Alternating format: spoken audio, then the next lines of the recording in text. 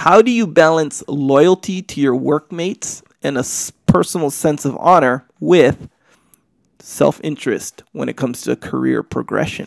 So this question is giving the impression that being loyal to your bros and being loyal to your workmates and having pride is the opposite of career progression, which is actually, I understand where that is coming from, but it actually does not have to be true. That does not have to be the way you think.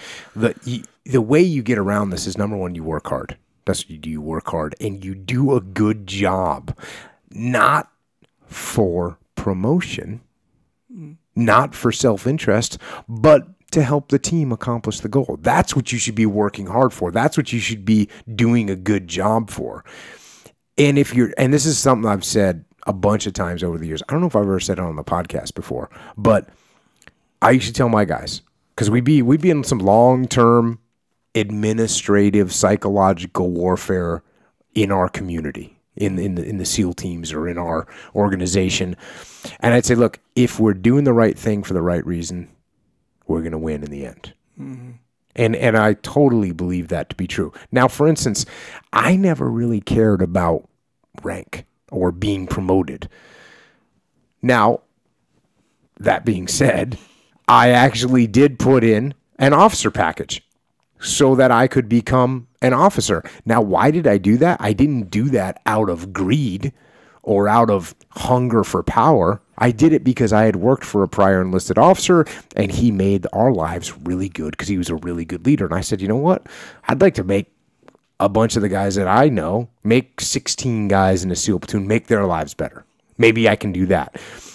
So that's sort of what led me to do it. I didn't do it out of self-interest and greed. I did it to help my bros. Right.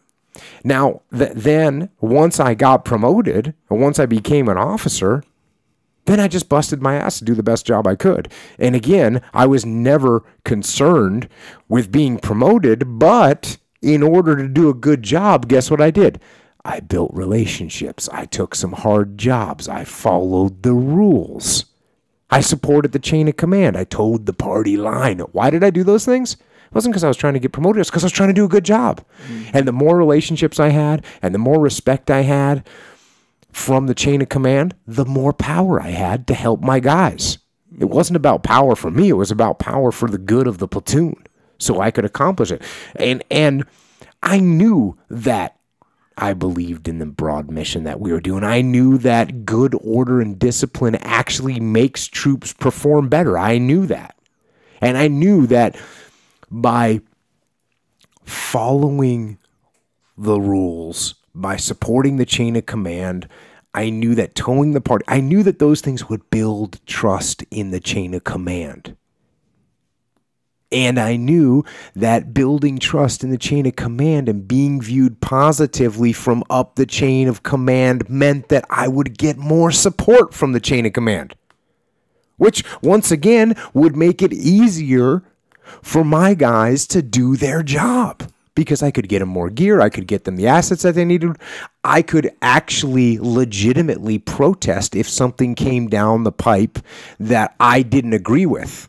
If I didn't have trust and had built a relationship with my senior officers, how could I go back to them and say, hey, I don't think we should be doing this? They don't know me. They don't trust me. But when you build that trust, then you can have more open and honest conversations, which again is only done so that my platoon can have an easier life, so that they can do their job better because I believed in the mission. Mm-hmm. So everything that I was doing to make my platoon have a better go at things, make my platoon more efficient, make my platoon more effective on the battlefield. All those things that I was doing to make that. Mm-hmm. And lo and behold, when you're doing those things, when you're busting your ass, when you're trying to make life good for your platoon so that your platoon can more effectively and efficiently accomplish its mission on the battlefield, well, guess what? Those are aligned with a guy that's working hard and is supporting the chain of command. So I would get ranked number one. Why? Not because I was trying to get promoted, not for self-interest. It's because I was trying to do a good job for my boys. Mm-hmm. So the bottom line is, if you care about doing a good job and and you're doing things that will help you do a good job, again, not for promotion and not for recognition, but to truly do a good job, the end result is most likely gonna be positive. Now, the caveat to this is, does that mean that you'll be the first person to get promoted? No. Does it mean that you are guaranteed to get promoted? No. Some other guy that brown nosed and took all the credit he didn't deserve and stepped on people's backs to get to the top, he's probably going to get promoted ahead of you. He probably is. It's okay. It's okay. I will tell you that will come back to haunt him eventually. Maybe not this year, maybe not next year, maybe in 5 years, people are going to see through that eventually. And you, who's doing the right things for the right reasons, you will win in the end.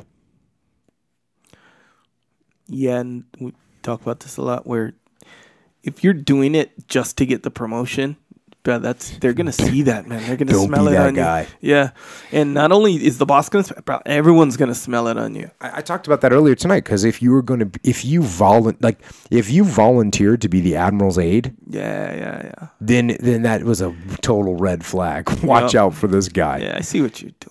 Yeah, you don't want to be that guy. You want to be doing the right things for the right reasons. Yeah, and that is how, in the long run, you will get the recognition and the promotions and the credit that you deserve. Because why wouldn't you? Yeah, you're busting your ass to do a great job. Yep, you're gonna shine eventually. Yeah, man. And if you're focused on doing the best job you can do, that's really the dynamics of promotions anyway.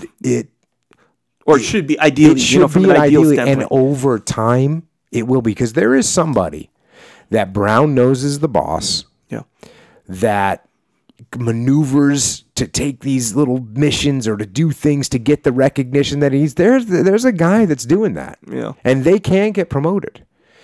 And you got to accept that and not succumb to it, not submit to it. Because you don't want to be that guy. In the long run, the guy that busts his ass, that takes care of his troops, that toes the party line, that does the right things for the right reasons, is going to win in the end. Yeah. You got to believe in that.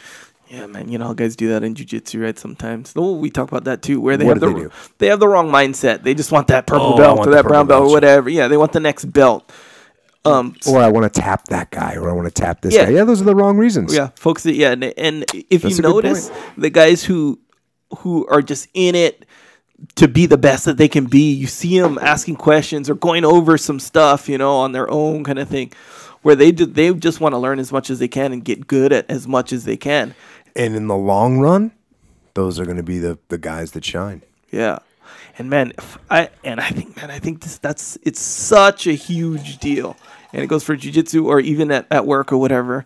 If you're the guy who they can see what you're doing and you're kissing ass or like the guy, okay, this is one of the most embarrassing things you can do, in my opinion, in jiu-jitsu, is after a promotion, you didn't get promoted, and then you're overtly unhappy about it. Yeah. And don't go one step further and say something about, I tap that guy all the time and he got his belt. Ooh, don't ever do it. Don't do it. Yeah. Bro, I'm telling you, don't do it. Yeah. That doesn't bode well. I don't think you could ever really live that down. It's just unnecessary. It just shows, hey guys, look at me. I'm focused on the wrong thing. I'm focused on wearing a belt rather than my skill. Yeah. I'd rather get a belt and maybe not have the skill. I'd rather that than have the skill and maybe not have the belt right now. That's what you're saying.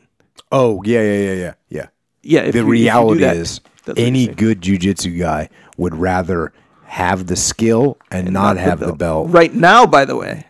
Not have the belt right now. Yeah. If you have the skill, you'll get the belt. That's just part of the system. And you know what? It could be a long time. Yeah. And you know what?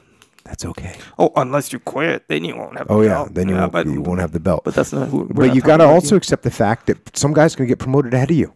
Yeah, good thing you tapped them before. Yeah, good. That's perfect. Keep that up. Yeah.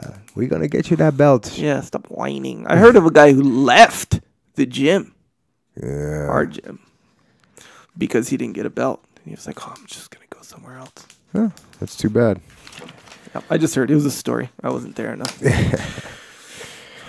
Anyway, next question. Unless we have more on that one. No, we're good. Good. Dead horse has been beaten. Yeah, don't be that guy, man.